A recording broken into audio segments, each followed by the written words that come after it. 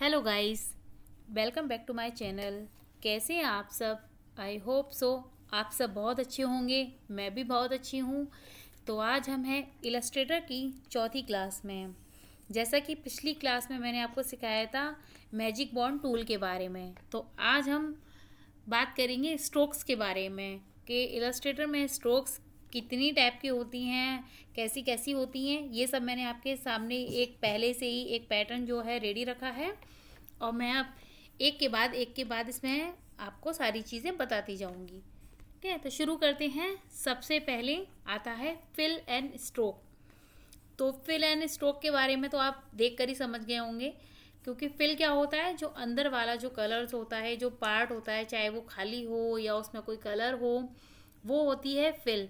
And stroke होती है उसके कॉर्नर वाली, जो उसकी लाइनें होती हैं जिसके अंदर कलर होता है, तो जो उसको बंद करती है फिल को, तो वो होती है स्ट्रोक। तो ये है आपके सामने ब्लैक कलर की स्ट्रोक ले रखी है और मैंने रेड कलर की फिल ले रखी है। चाहे तो आप चेंज भी कर सकते हैं।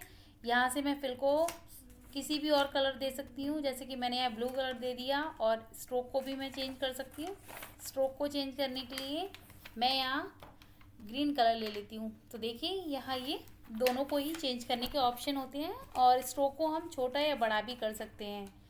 देखिए इस तरह से ये स्ट्रोक बढ़ रही है और फिल जो है वो कम दिखने लगी है, और अब मैंने स्ट्रोक को कम किया है तो फिल का साइज़ अपने आप ही आपको ज़्यादा दिखने लगा होगा। तो इस तरह से ये है फिल और स्ट्रोक। एंड सेकंड है फिल ओनली। फिल ओनली मतलब इसमें मैंने स्ट्रोक को बंद कर रखा है। तो आइए, ये सेकंड है, इसमें आपको केवल फिल नज़र आ रही होगी, लेकिन मैं बाहर क्लिक करती हूँ तो इसमें अब आपको साइड से कॉर्नर से कोई भी लाइनिंग नज़र नहीं आ रही होगी, क्योंकि इसकी स्ट्रोक मैंने बंद कर रखी है। अब मैं इसकी स्ट्रोक को जैसे ही ऑन करूँगी, यहाँ आपको कोई सेकंड कलर भी नज़र आने लगेगा। देखिए मैंने पिंक कलर कर दिया है और स्ट्रोक को थोड़ा सा बढ़ा देती हूँ। देखिए अब स्ट्रोक को बढ़ा दिया तो आपको ये नज़र आ रही है, लेकिन यहाँ से मैं स्ट्रोक को अब बंद कर देती हूँ तो ओनली आपके सामने जो है वो फिल ही शो होगी। तो अब चलते हैं नेक्स्ट पर। ये है स्ट्रोक, ओनली स्ट्रोक। इसमें जो है मैंने फिल नहीं भरी है। फिल देखिए यहाँ से मैंने बंद कर दी है। इस पर पहले हम क्लिक करेंगे, इसको सेलेक्ट करेंगे, और सेलेक्ट करने के बाद देखिए यहाँ से मेरी फिल जो है वो बंद है। चाहूँ तो मैं यहाँ कोई भी कलर ले सकती हूँ, पर अभी मैंने आपको ये समझाने के लिए इसमें केवल स्ट्रोक के बारे में बात कर रही हूँ, तो यहाँ फिल की कोई भी नीड नहीं है। तो स्ट्रोक मैंने इसकी ग्रीन कलर की ले रखी है, आप इसके बारे में भी समझ गए होंगे। और इसको भी यहाँ से हम सिर्फ कम या ज़्यादा कर सकते हैं। यहाँ से मैंने कम किया और यहाँ से मैंने इसे बढ़ा लिया। तो अब चलते हैं नेक्स्ट पर। नेक्स्ट है स्ट्रोक सेंटर।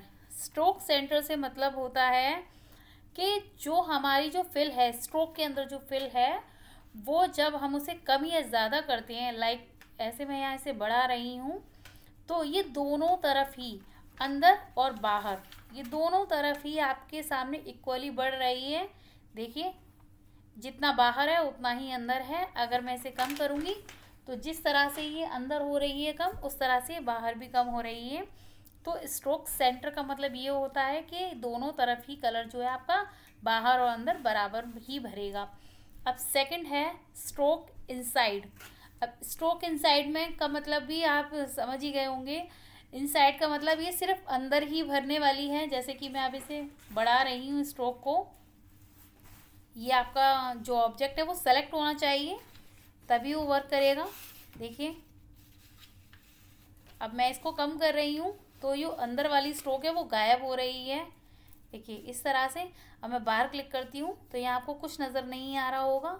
अब मैंने इसको सेलेक्ट किया, अब ये यहाँ पे क्योंकि बंद हो चुकी है, पूरी तरह ख़त्म हो गई है, तो नज़र नहीं आएगी। अब मैं इसको बढ़ा रही हूँ तो ये बढ़ रही है, लेकिन ये सिर्फ इनसाइड, ओनली अंदर ही ये बढ़ रही है। तो इसके बाद हम अगले पे पहुँचते हैं। ये है स्ट्रोक आउटसाइड। ये है स्ट्रोक आउटसाइड। शायद बताने की ज़रूरत नहीं होगी, आप समझ ही गए होंगे। जिस तरह से इसमें अंदर बढ़ रही है, इसमें बाहर बढ़ेगी। तो अब मैं इसे बढ़ाकर दिखाती हूँ आपको।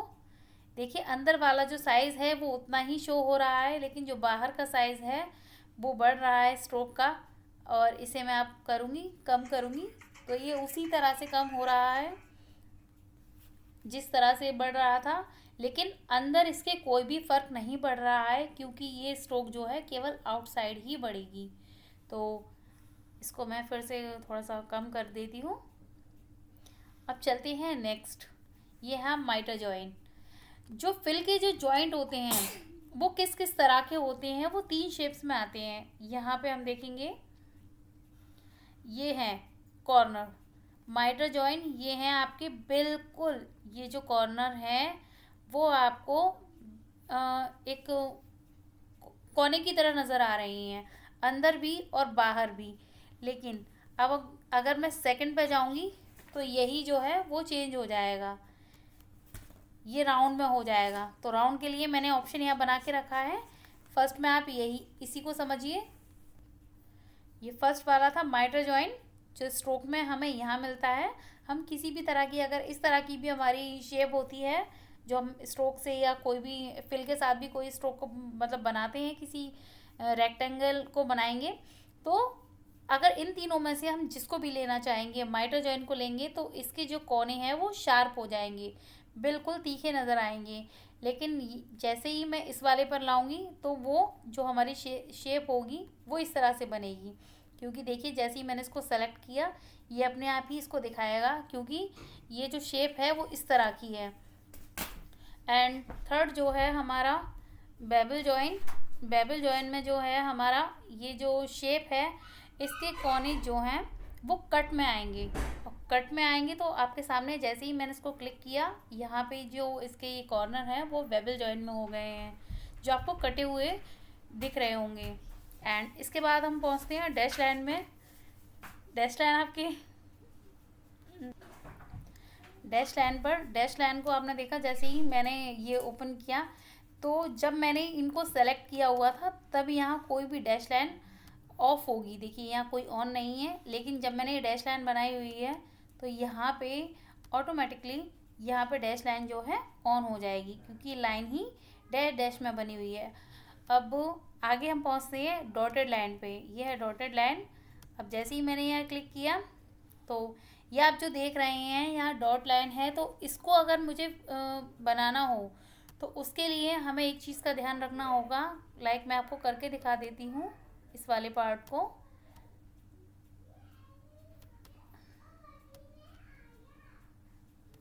मैं यहाँ कोई रेक्टेंगल को क्रिएट करती हूँ, अभी डैश पर था इसलिए ये इस तरह का नज़र आ रहा है। मैं इसको डॉटेड में बनाऊंगी, कन्वर्ट करूँगी।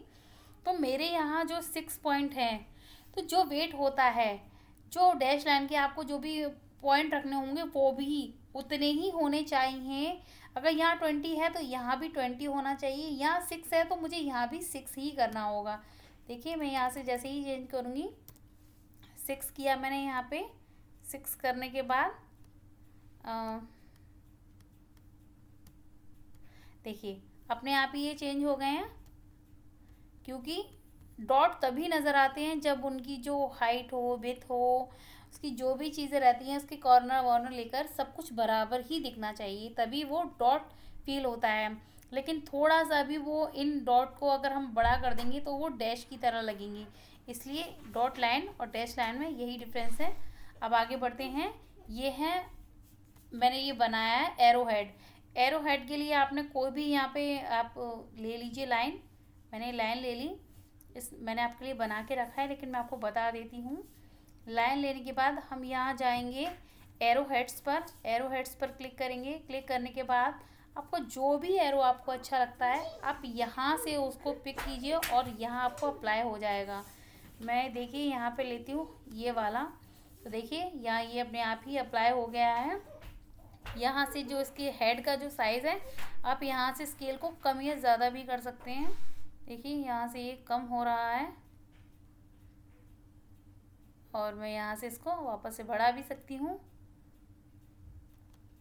ये तो था एरो हेड, लेकिन जो ये तो इसका फ्रंट पार्ट हो गया, लेकिन इसके ये बैक पार्ट है, इसमें भी अगर मुझे कोई इस तरह से कुछ देना हो तो इसके लिए हम इसके साइड में ही एक और ऑप्शन है, इसके बैक में है। बैक में चाहें तो हम सेम लगा लें या कुछ डिफरेंट भी लगा लगा के रख सकते हैं। मैं ये वाला ले लेती हूँ। तो देखिए हो गया। इसका साइज़ स्केल जो अभी 100 है, इसको मैं कम कर लेती हूँ। जो एरो है वो आपकी लाइन के अकॉर्डिंग ही होना चाहिए, तो ही वो उस पर देखने में अच्छा लगेगा। अब देखिए ये मैंने यहाँ पे दोनों में एरो हेड एंड बैक में अलग अलग लिया है, इसमें अलग लिया है और इसमें मैंने आपको अलग करके दिखाया है। ये हेड में है और ये जो है इसका बैक में है, ये ओनली बैक में लिया हुआ है। इस पर मैं अगर क्लिक करती हूँ तो इसका जो आपको शो होगा अभी स्ट्रोक में, वो बैक में नज़र आएगा। देखिए मैंने इसको क्लिक किया, क्लिक करने के बाद मैं यहाँ स्ट्रोक में गई, स्ट्रोक में जाके इसका जो बैक वाला पार्ट है ये मैंने ले रखा है। इसको मैं भी कम या ज़्यादा यहाँ से कर सकती हूँ और मैं चाहूँ यहाँ से इसी पर ही इसके हेड को भी यहीं से कोई जो भी मुझे अच्छा लगेगा वो मैं से चेंज कर सकती हूँ। मैंने ही चेंज किया, लेकिन इसका साइज़ स्केल साइज़ अभी 100 है, इसको भी मैं इस तरह से कम कर लूँगी।